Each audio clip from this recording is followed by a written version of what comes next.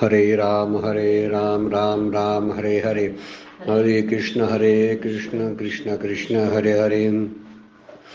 ब्रह्मानंदं परमसुखदं केवलं ज्ञानमूर्तिं द्वन्द्वातीतं गगनसदृशं तत्त्वमस्यादिलक्ष्यम् एकं नित्यं विमलं अचलं सर्वदेशाक्षभूतं भावातीतं त्रिगुणरहितं सद्गुरुं तं नमामि सद्गुरु शान्तं सच्चिदानन्दविग्रहं पूर्णब्रह्मपरानन्दैशम् आनन्दीवल्लभं सद्गुरु सच्चिदानन्दं केवलं करुणाकरं ज्ञानयोगेश्वरं वन्दे ज्ञानदेव पुनः पुनः.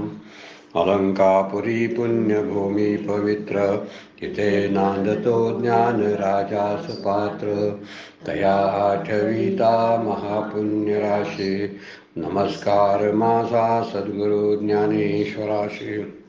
सर्व संतांना वंदन, सद्गुरूंना वंदन, ज्ञानेश्वर माऊलींना वंदन. आपणा सर्व श्रोत्यांना वंदन करून शिवगड अध्यात्म चॅरिटेबल ट्रस्टच्या आजच्या ज्ञानेश्वरीच्या नित्य उपासनेच्या ज्ञानेश्वरीला आपण सुरू करतोय.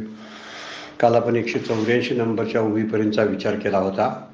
एरवी तरी जाण ऐसे जे निपुण तेची अंतकरण युक्त योगी. ते शांत समाहित चित्त ज्यांचं झालेलं आहे असे जे भक्तिज्ञानामध्ये निपुण असलेले जे असतात ते तू जाणून घे. जे पुरुष भक्तिज्ञानामध्ये निष्णात आहेत, कोणते परी नेनो कैसे पेगा, जे जडून गेले माझी अंगा ते प्रयाणाची या लगबगा न सांडतीच माते. जे मला शेवटच्या क्षणी सुद्धा विसरत नाहीत. आणि त्यामुळंच शेवटचा क्षण हा आपल्याला लक्षात येण्यासारखा आहे. 2 वेळा आपण लक्षात घेतो, झोपेच्या वेळचा क्षण आणि मृत्यूच्या वेळचा क्षण. म्हणून झोप लागण्यापूर्वी नामस्मरण करावं आणि मृत्यू येण्यापूर्वी नामस्मरण करावं. भगवंताच्या अनुसंधानामध्ये असावं. म्हणूनच म्हटलेलं आहे, झोप येईपर्यंत आणि मरण येईपर्यंत वेदांत चिंतन करावं असं एक सुभाषित आहे. आणि त्यावरून एक गोष्ट आपल्या लक्षात येते की सतत भगवंत चिंतनामध्ये असणारे जे आहेत ते मरण काळी मला सोडत नाहीत असं माऊली बोलतात. एरवी तरी जाण ऐसे जे निपुण ते भक्तजन जे आहेत अत्यंत निष्णात असे असतात असं वर्णन केलेलं आहे. काल आपण खूप काही त्याच्यावरचं चिंतन आपण बघितलेलं आहे. एखादं शेवट जो आपल्या ज्ञानाचा होतो, कृतार्थता जी प्राप्त होती ती आत्मज्ञानानं होते. त्यामुळे शेवटचा क्षण सावधानतेनं साधणं फार गरजेचं आहे. अचानकपणे साधता येत नाही. कुठल्या तरी एका अजामिळ राजानं नारायणाचा जप अचानक केला आणि त्याला मुक्ती मिळाली अशी अचानकता आपल्या आयुष्यात घडेल अशी वाट पाहायची नाही. तर सतत त्या भगवत नामाचा उच्चार करत राहायचं, त्याच्या अनुसंधानामध्ये राहायचं. नाहीतर नुसतेच मुलांची नावं ठेवून चालणार नाही देवाची. विठ्ठल, नारायण, राम, कृष्ण एवढ्या नावावरने आपलं भागणार नाही. म्हणे असे ते मुलांची नावं ठेवली की भगवंताचा नावाचा उच्चार होतोय तोंडातून. बरोबर आहे, पण ज्यावेळी आपण उच्चार करतो त्यावेळी भाव असायला पाहिजे. भाव शिल्लक नसतो. आपण काहीतरी बोलत असतो, पोराला राम्या म्हणून सुद्धा हाक मारत असतो. राम नाव ठेवून तरी उपयोग काय आहे असाही विचार आहे त्यामध्ये. कधी कधी त्यानं खोडसाळपणा केला तर त्या खोडसाळपणाला सुद्धा आपण त्याचा मत्सर सुद्धा करतो. असा देवाचा मत्सर आपण कधी करतोय काय? राम कृष्ण अशी नावं ठेवू नयेत असा अर्थ नाही, ठेवावीत, पण त्याचा मूळ उद्देश मात्र लक्षात घ्या. त्या कुठल्या अजामेळ राजाला नारायण नावाच्या त्याच्या मुलग्याचं नाव नारायण होतं आणि म्हणून मुक्ती मिळाली असा पुराणामध्ये उल्लेख आहे. असो, योगायोगाने काही घटना घडत असतात आणि त्यामुळेही झालं असेल. परंतु खरी मुख्य गोष्ट आहे नामाच्या पाठीमागं आवड, प्रेम, भाव हे शब्द फार महत्त्वाचे आहेत. आपण घेत असताना त्या ठिकाणचा वर्तमान काळात आपण आहोत काय हेही विचारात घ्यावं लागतं. की आंतरिकपणे नुसतं नाम घेऊन चालणार नाही आणि आंतरिकपणाने तत्वचिंतनसुद्धा चालत नाही. शांतपणे त्या भगवंताला जाणून घेणं फार गरजेचं आहे. आता जाणून कसं घ्यायचं असतं याचं वर्णनच प्रश्नच आता विचारणार आहे अर्जुन पुढच्या अध्यायामध्ये, आणि त्याचा उत्तरसुद्धा भगवंत देणार आहे. आता पुढील ओळीमध्ये ज्ञानेश्वर माऊलींची प्रतिभाशक्ती, काव्याचं उधाण आलेलं आहे काव्याला. आणि वर्णन केलेलं आहे की अर्जुन जो आहे तो अर्जुन किती प्रेमळ भक्त आहे आणि त्याच्या भक्तीला प्रसन्न होऊन आणि त्याच्यावरती खुश होऊन भगवान श्रीकृष्ण त्याच्या मनातला प्रश्न लक्षात घेऊन त्याची उत्तरं देत आहेत असा विचार इथं मांडलेला आहे. म्हणजे श्रीगुरू जेव्हा प्रसन्न होतात तेव्हा एखादा शिष्य शंका विचारेल याची वाट न पाहता उत्तर देत असतात. इथं भगवंत अर्जुनाला तशीच उत्तरं देतात. भगवंतानी अर्जुनानं प्रश्न विचारायचा आहे आणि विचारणार आता तो असा कोणता प्रश्न विचारेल याचं उत्तर लगेच भगवंत देत आहेत. याचा विचार काव्याच्या द्वारे माऊलींनी मांडलेला आहे. 185 नंबरच्या उभीपासून अगदी अध्याय संपेपर्यंत माऊली त्याच प्रेमाबद्दल बोलतात. भक्ताचं आणि भगवंताचं प्रेम असं वरती असं वर ज्याला उसळून येतं आपण म्हणतो त्यावेळी कशी परिस्थिती होते याचं वर्णन माऊली करतात. वर्णन 185 नंबरची होई बघा. तव येते शब्द कुपी केतळी नोडवीची अवधानाची अंजुळी जे नावेक अर्जुन ते वेळी मागची मोता. बघा म्हणजे शिष्य ज्यावेळी भगवंत कृपेचा आणि शब्दाचा वर्षाव होत असतो त्यावेळी कुठल्याही प्रकारची व्यग्रता असता कामा नये याचं वर्णन यामध्ये टाकलेलं आहे सांगितलेलं आहे. ज्ञानेश्वर महाराज म्हणतात श्रोतेहो जेव्हा श्री भगवान असं सांगत होते तेव्हा भगवंताच्या शब्दरूपी कुपीतून शब्द कुपी केतरी शब्दरूपी कुपीतून शांतरस खाली पडत होता. परंतु तेव्हा काय झालं तेव्हा त्या कुपीखाली अर्जुनाची अवधानरूपी ओंजळ पुढे आलीच नाही. नो ओढवीची ओढवणे म्हणजे पुढे येणे न ओढवणे म्हणजे न येणं न ओढवेची अवधानाची अंजुळी अंजुळी म्हणजे ओंजळ पुढं आलीच नाही. कारण त्यावेळी जे नावेक अर्जुन ते वेळी त्यावेळी अर्जुन हा शब्दकुपीच्या थोडा वेळ मागेच राहून गेला मागची होता. भगवंताचे शब्द असे भरभर पुढे जात होते पण अर्जुनाचं अवधान मागे राहत होतं. बरेच वेळा भगवंत सांगत असतात म्हणजे गुरु उपदेश करत असतात पण उपदेशाचा अशी लय चालू असते एकसारखं जो चालू असती गती त्या गतीबरोबर श्रवण सुद्धा असलं पाहिजे. त्यामुळे श्रवण करताना अवधान असणं फार गरजेचं आहे. 9व्या अध्यायाची सुरुवातच आहे ना ज्ञानेश्वरीच्या तरी अवधान एकले दिजे मग सर्व सुखाशी पात्र होईजे. श्रवण करताना अवधान असणं फार गरजेचं आहे. अवधान नसेल ना तर ते सांगणं आणि ते ऐकणं दोन्हीही विफल जात असतात. याचा विचार इथं माऊलींनी सांगितलेला आहे. जेव्हा भगवंत सांगत होते शब्दांची माळ अशी गुंफत होते शब्द कुपी वर्णन केलेलं आहे त्यांच्या कुपीतून असे शब्दांचा शांत रस बरसत होता त्यावेळी अर्जुनाची ओंजळ मात्र पुढे केलेली नव्हती. याचा अर्थ काय अर्जुन ऐकण्यात नव्हता तयार. अर्जुन ऐकत होता पण त्याचं मागं पडत होतं ऐकणं. इतके भर भर भर भगवंत सांगत होते आणि सांगता सांगता सांगता मागच्या काही गोष्टी सुटत होता तो मागं राहिलेला होता. श्रवण करत असताना श्रवणाबरोबर वक्त्याबरोबर असलं पाहिजे. सद्गुरू जेव्हा काहीतरी उपदेश करत असतात त्या उपदेशाबरोबर शिष्य असला पाहिजे. पण बरेच वेळा असं होण्याची शक्यता जास्त असते की त्याच वेळी काहीतरी अनावधानं काहीतरी राहत असतं काहीतरी विचार मनात अचानकपणे येत असतात आणि त्याच वेळी ते निष्ठून जात असतं. हे निष्ठून जाऊ नये म्हणून ही ओळी टाकलेली आहे माऊलीने. सर्वांसाठी उपयोगीची आहे. बघा जे श्रवण करतात ना ते श्रवण कसं असावं.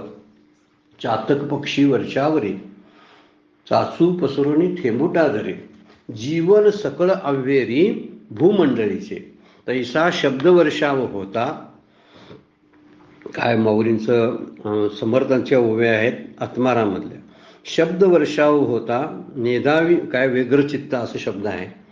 असू नेदावी व्यग्रता तैसा शब्दवर्षाव होता असू नेदावी व्यग्रता श्रवणपुटी सांभाळता श्रवणपुटी ऐकता श्रवणपुटी सांभाळता मननही करावे.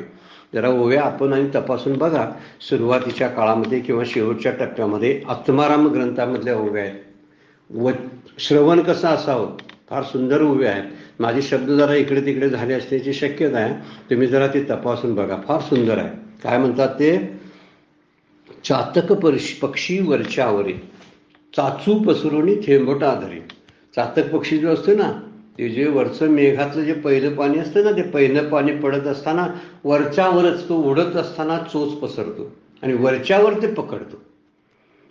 तसे शब्द पकडता आले पाहिजेत. वक्त्यांचे किंवा श्रीगुरूंचे शब्द जे उपदेशाचे असतात ना, कीर्तन प्रवचनातले पकडता आले पाहिजे. पकडता येणं म्हणजे काय, तिकडं वेगळता नसायला पाहिजे. म्हणून चातक पक्षाचं उदाहरण देऊन समर्थ म्हणतात, चातक पक्षी वरच्यावरी चाचू पसरणे थेंबटा धरी. पण काय करून, जीवन सकळ अवेरी भूमंडळीचे. हा मुद्दा फार महत्वाचा आहे. अन्य गोष्टीची वेगळता सगळी टाकून तो त्या शब्दाच्याच अवधानामध्ये असला पाहिजे. जीवन म्हणजे पाणी. सगळ्या त्रिलोकात जे पाणी आहे ते भूमंडळीच्या पाण्याकडे दुर्लक्ष करतो आणि तेच पाणी फक्त तो चातक पक्षी पित असतो. जीवन सकळी अवेरी भूमंडळीचे. तैसे काय म्हणलेलं आहे, तैसे शब्द वर्षाव होता. तसा शब्दाचा वर्षाव श्री गुरूंचा झाला तर असू नेदावी व्यग्रता. त्या ठिकाणी कुठल्याही व्यग्रता नसतो. आणि श्रवणपुटी सामावता मनन करावे. आणि श्रवण करता करता शब्दाच्या अर्थाकडे जावं. शब्दाच्या अर्थाचं श्रवण झालं पाहिजे. सगळ्यात महत्वाची गोष्ट आहे बरं काय, शब्दांचं श्रवण नव्हे, शब्दांच्या अर्थाचं श्रवण झालं पाहिजे. परमपूज्य मंदात ते बहिऱ्याचं आणि मुख्याचं वर्णन सांगतात. काय बहिरे, दोघा बहिऱ्यांचं. ते बोलत असतो, तो कशाचा तरी अर्थ आपणच काढत असतो. काय रे, कुठं फिरायला निघालास का? नाही, फिरायला निघालो. त्याला प्रश्न काय विचारलेला असतो, का रे फिरायला निघालास काय? नाही, फिरायला निघालोय. म्हणजे त्याला वाटतं दुसरंच काहीतरी सांगितलंय. तसं वक्त्याचं आणि श्रोत्याचं हे शब्दांचं जी जुळणी आहे ना, ती जुळली ना तरच श्रवण व्यवस्थित होत असतं. नाही तर त्याला काय अर्थ राहत नाही ना. म्हणून श्रवणा चालू असताना व्यग्रता कोणतीही असता कामा नये हे सांगण्यासाठी ओवी माऊलींनी टाकलेली आहे. ही शब्दाचा वर्षाव शब्द कुपीतून शांत रस बरसायला लागलेला आहे. वाक्यातून भगवंत तत्वज्ञान सांगायला लागलेत. ब्रह्म काय आहे, अध्यात्म काय आहे, कर्म काय आहे, आदी यज्ञ, आदी भूत, आदी दैव काय आहे याचं वर्णन करायला लागलेत. पण त्याला ते पचाय तरी पाहिजे ना, तो मागं राहायला लागला आणि भगवंत सांगत सांगत सांगत पुढे निघालेले आहेत. असं अनेक वेळा होऊ शकतं. जरी वेगात जर एखादं कीर्तन किंवा प्रवचन असेल ना, म्हणजे थोडासा गती अधिक असेल तर सर्वसामान्य ज्याने अभ्यास न केलेले जे श्रोते असतात ना, त्या श्रोत्यांना लवकर पकडता येत नाही शब्द. त्या पकडण्यासाठी अभ्यास करावा लागतो. आणि हळूहळू जर आपण पकडत गेलो तर पकडणं म्हणजे व्यग्रता नसली तर शब्द पकडता येतात. इतक्या शांतपणे श्रवण केलं पाहिजे. येथे मोक्ष ऐशे असे ऐता श्रवणा माझी, असं माऊलींची उभी आहे. काय म्हणतात ते 12व्या अध्यायामध्ये, खोलिये पारुनी निजे तरी भक्ती न बुडीजे, रोकडाची लाहिजे न मरता मोक्षू. ही उभी नाही, दुसरी आहे. इथे मोक्ष असे ऐता श्रवणा माझी, अशी ती उभी आहे. प्रत्यक्षात पूर्ण उभी काय आहे लक्षात आली नाही. काय म्हणतात माऊली, मोक्ष हा श्रवणातच आहे. केव्हा श्रवणात, तर श्रवणातल्या शब्दाशी माझं अंतःकरण ज्यावेळी एकरूप होतं ना, त्यावेळी ते शब्द हळूहळू आपल्या अंतःकरणात पाझरत राहतात.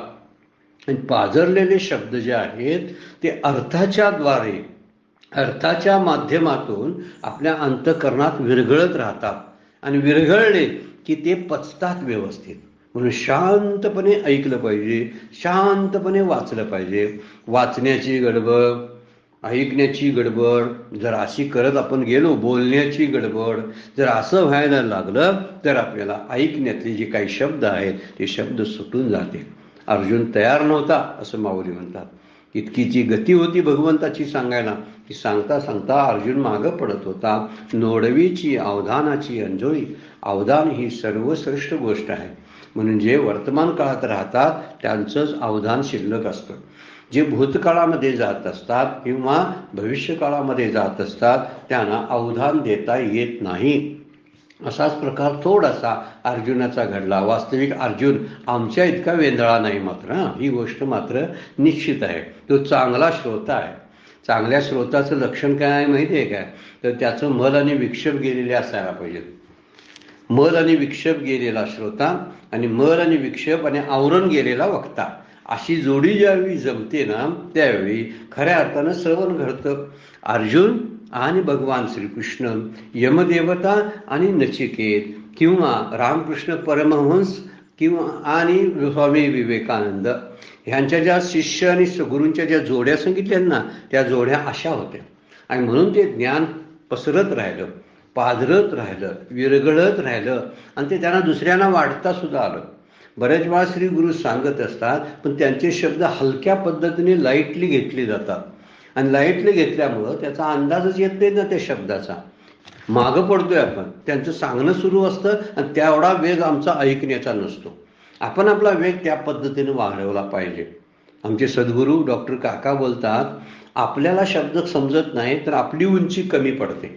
म्हणून वक्त्यांना किंवा सद्गुरूंना म्हणायचं नाही की तुमची उंची खाली घ्या. त्यांना खाली येता येते, त्यांची उंची वर असते, खाली कशी येतील ते? तर आपली उंची हळूहळू वाढवावी असे आमचे सद्गुरू सांगतात. आणि ते खरं आहे.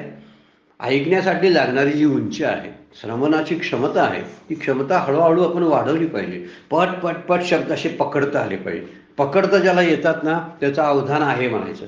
अवधान नसेल तर शब्द निष्ठून जातात. काय मग अशी बोलले, काय वाक्य झालं, काय माहीत नाही काय नाही, आणि त्याच्यावरती ते विचार करत बसतात. मग त्यावेळी त्यांना काही मागच्या गोष्टी, तरी रेकॉर्डिंगची पद्धत आली म्हणून बरं आहे. आपल्याला पुन्हा पुन्हा, पूर्वी रेकॉर्डिंग नसताना सुद्धा शिष्याने कसं काय ऐकलं असेल, हा विचार करण्यासारखा प्रश्न आहे. म्हणजे त्यांचं अवधान केवढं असेल बघा. ह्याचा अर्थ आहे की प्रत्येक ठिकाणी अवधान दिल्याशिवाय, अगदीच व्यवहारातलं सुद्धा अवधान, विद्यार्थ्यांचं सुद्धा अवधान जातं. त्या अवधान जाण्याला बुद्धीचे दोष आहेत ना, रसास्वाद, कषाय वगैरे वगैरे दोष आहेत बघा. ते दोष आहेत, म्हणजे बुद्धिमांद्य, हे सगळ्या दोषामुळं ऐकणंच होत नाही. इथं मात्र अर्जुन बुद्धिमांद्य नाही आहे बरं काय, किंवा कषाय किंवा दुसरा जो रसास्वाद वगैरे दोष त्याच्याकडे नाही आहेत. त्याचा वेग कमी पडतो. कदाचित भगवंताचा वेग सांगण्याचा मोठा आहे आणि ह्याची ओंजळ कमी पडते. आपला पदर कमी पडतो. आपल्या पदराची लांबी रुंदी वाढवली पाहिजे. म्हणजे आपण जितकं काय आणायला समुद्र भरलेला आहे पाण्यानं, पण जेवढं मी तांब्या घेऊन गेलो तर तांब्यातूनच पाणी येणार ना, आणि चमचा घेऊन गेलो तर चमच्यातून पाणी येणार, कप घेऊन गेलो तर कपातून पाणी येईल, तांब्या घेऊन गेलो तर तांब्यातून पाणी, घागर घेऊन गेलो तर घागरवर पाणी आणता येईल, मोठे टाकीच घेऊन गेलो 1000 लिटरची तर तेवढं पाणी भरून आणता येईल. माझी जेवढी क्षमता तेवढं ज्ञान मला प्राप्त होतं.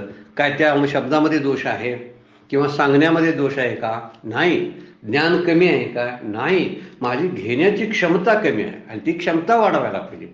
मुळात गोष्ट ती आहे. ज्ञानेश्वरी वाचताना, एखादा अभंग वाचताना, पंचदशी किंवा आणखीन सगळे ग्रंथ अभ्यासताना आपली गडबड असते आणि त्यामुळे समजून आपण शब्द घेत नाही. ज्ञानेश्वरीमध्ये सुद्धा किती खोचक शब्द वापरलेले आहेत बघा.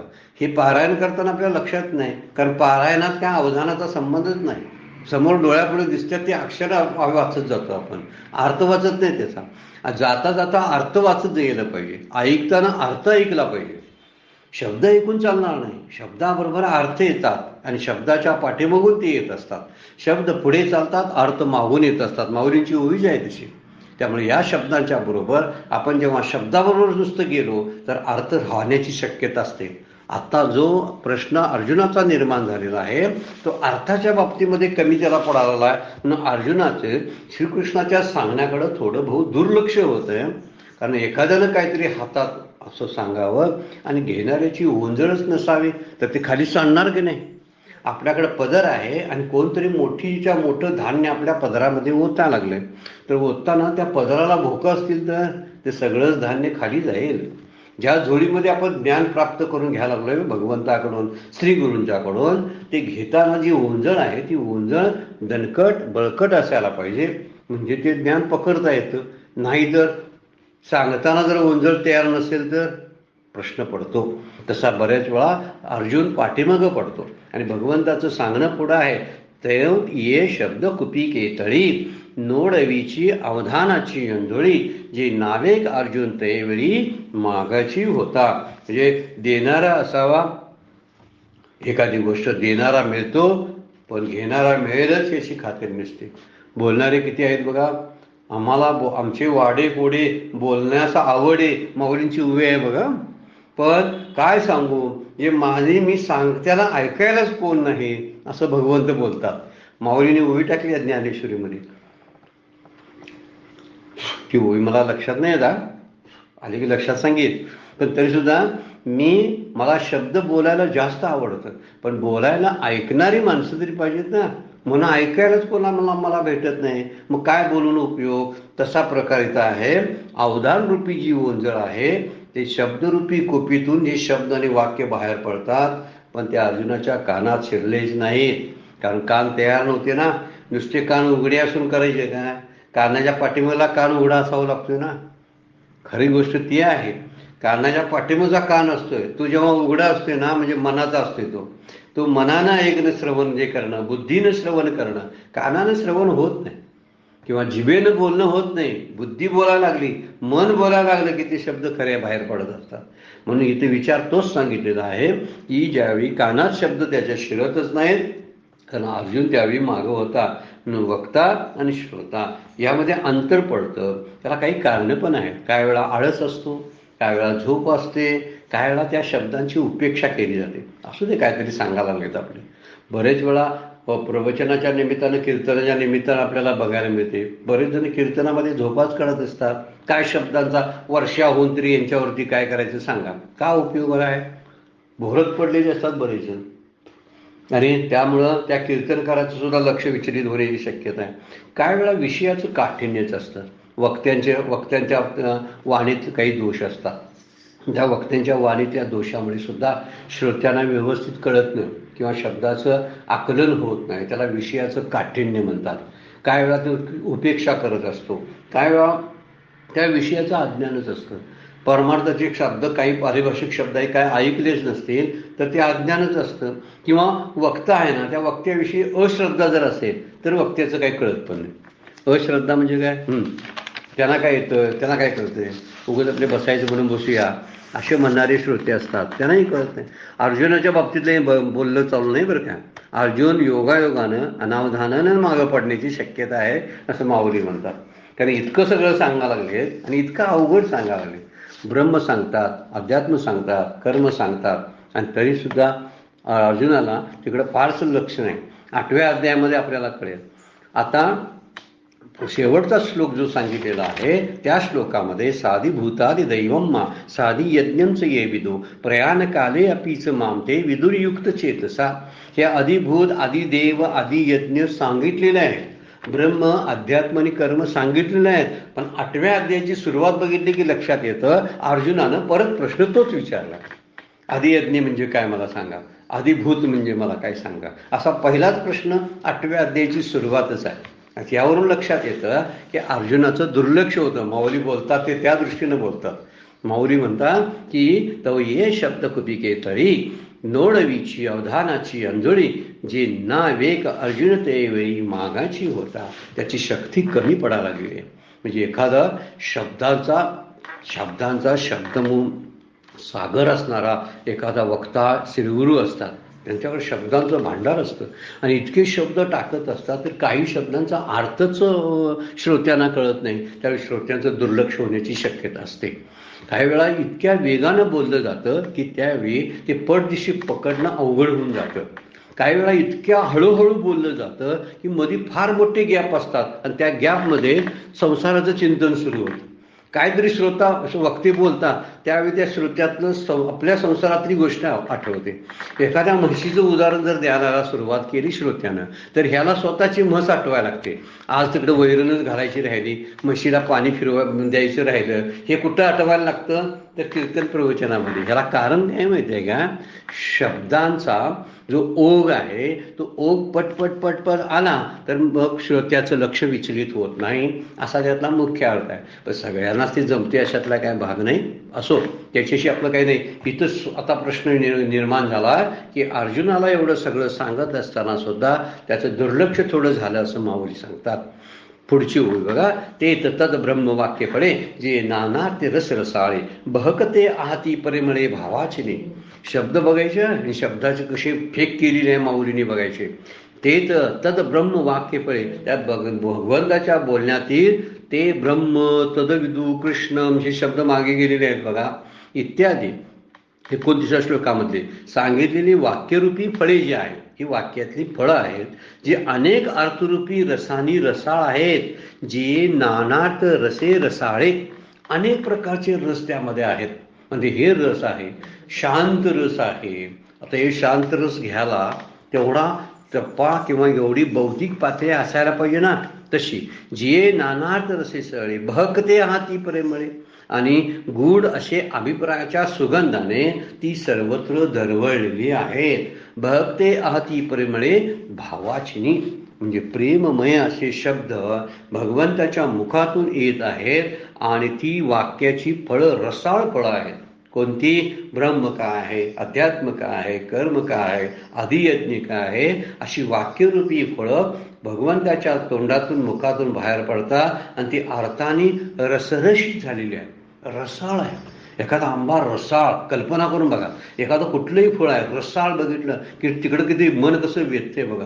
त्या रसाळ असलेल्या एखाद्या फळाला सुगंधसुद्धा तसाच, परिमळ जो असतो तो परिमळसुद्धा तशाच पद्धतीचा असतो, त्यामुळे ती खायची इच्छाच होते. इतके सगळे शब्द आहेत आणि शब्दाचं वर्णन भावानं वर्णन केलेलं आहे. ती ब्रह्म सांगणारी वाक्य जी आहेत ही जणू फळं आहेत आणि अनेक रूपी अर्थरसाने ती भरलेली आहेत.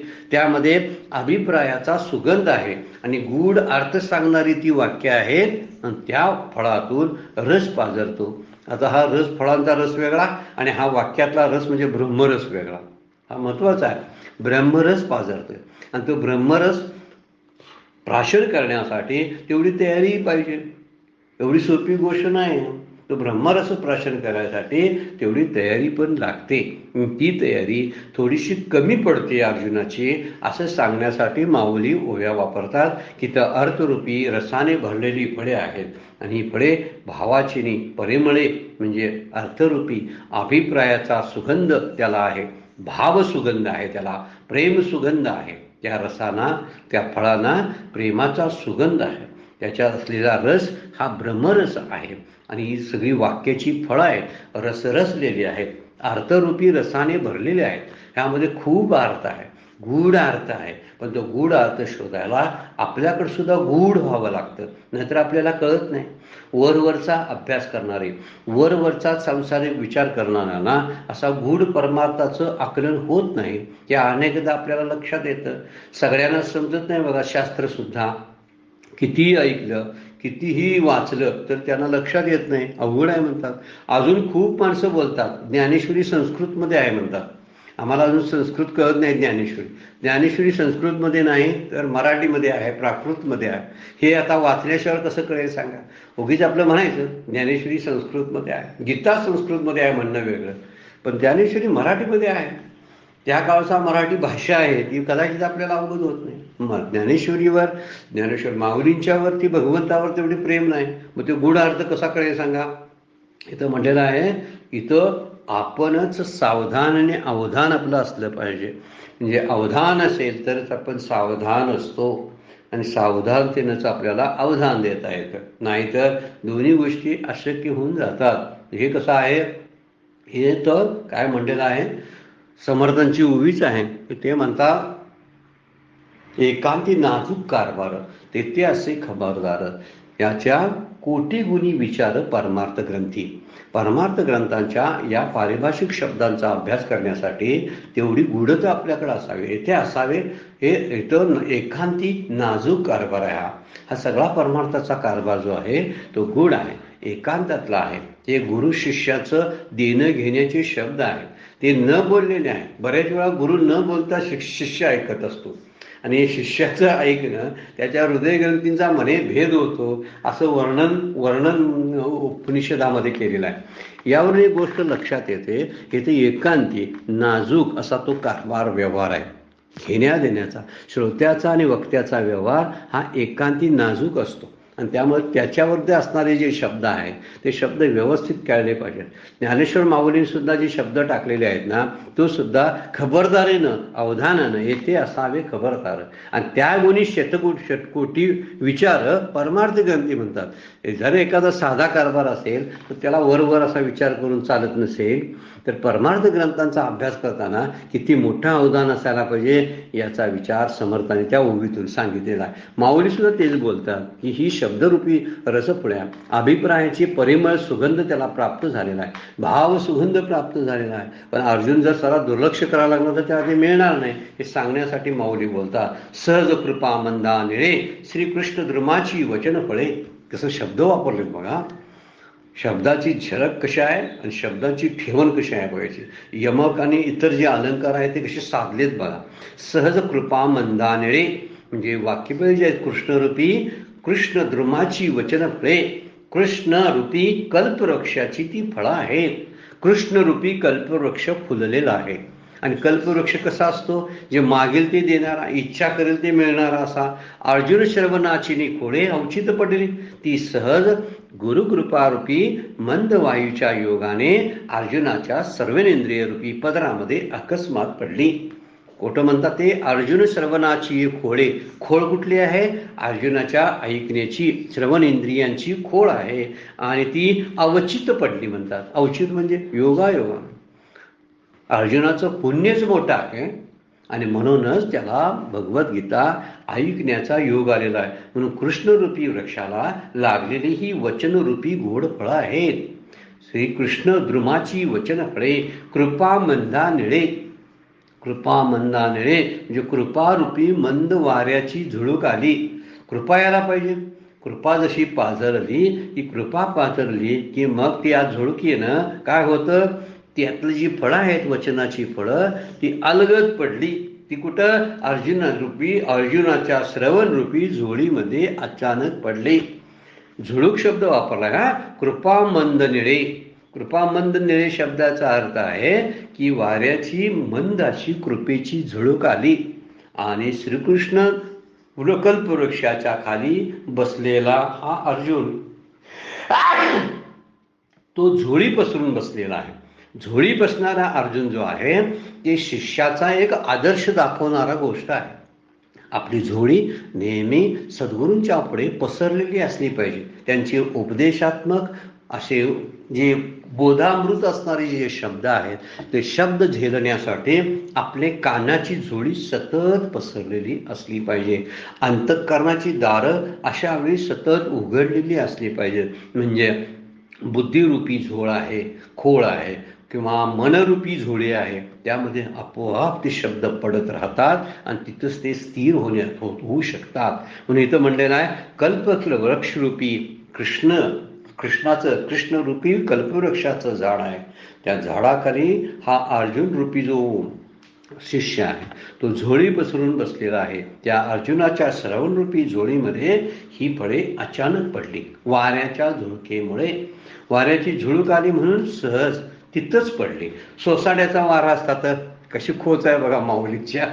झुळूक आली म्हणतात. वारं सुटलं म्हणत नाही, वारं सुटलं आणि वरची फळं अर्जुनाच्या म्हणजे शब्दाची फळं, ती शब्दाची फळं तिथं पडली असं नाहीच म्हणत ते.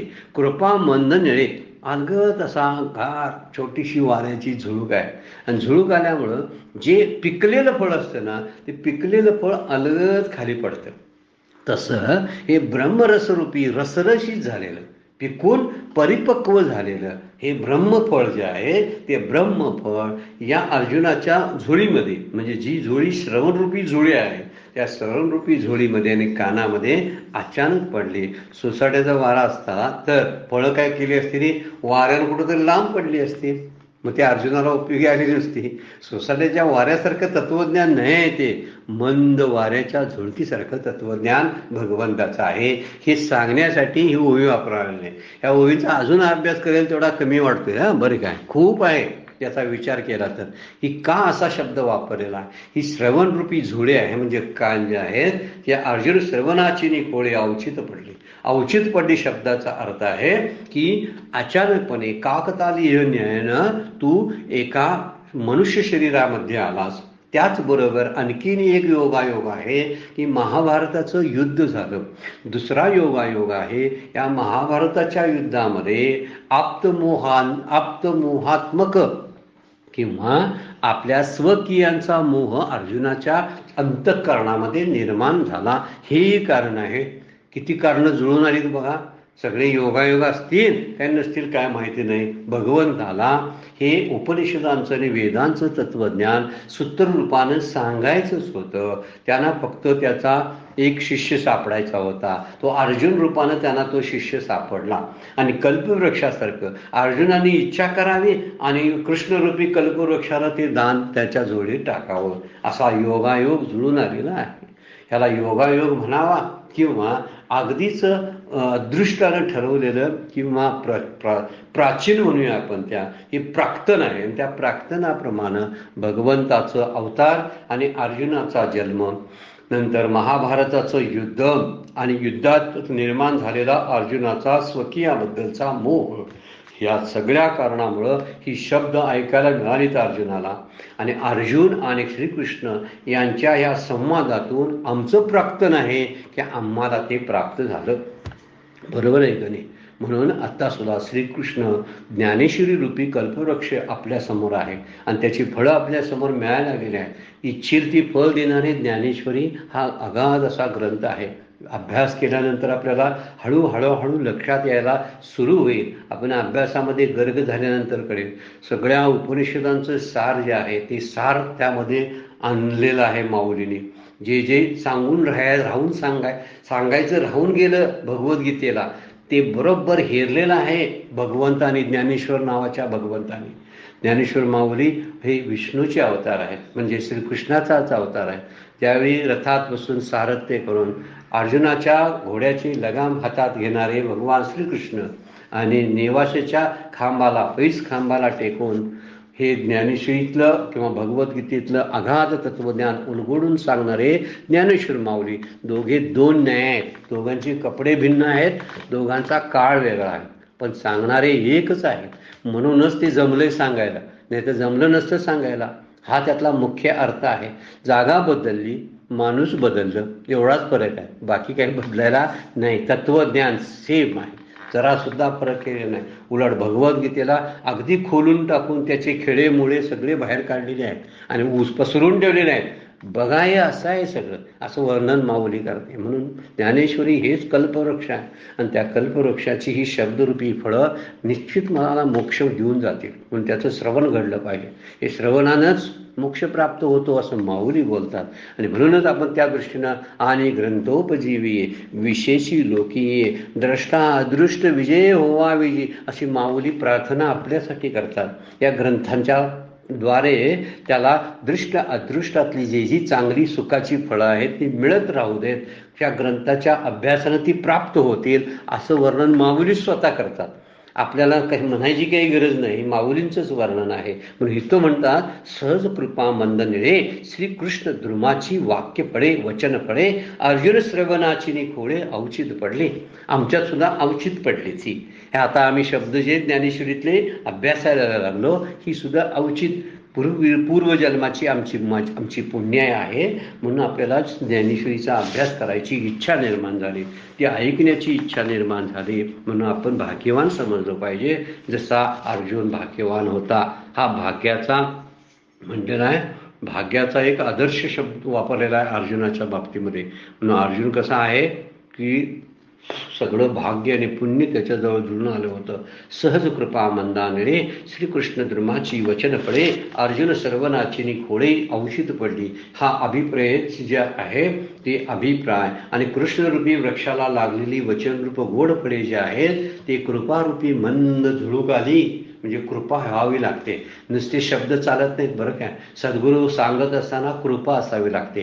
कृपा जेव्हा पाजळत असते तेव्हा शिष्याच्या कानामध्ये ती वितळत उतरत असते आणि कानाच्या द्वारे रचनेच्या द्वारे अगदी आतपर्यंत ती जाते, अंतःकरणात रुजत असते.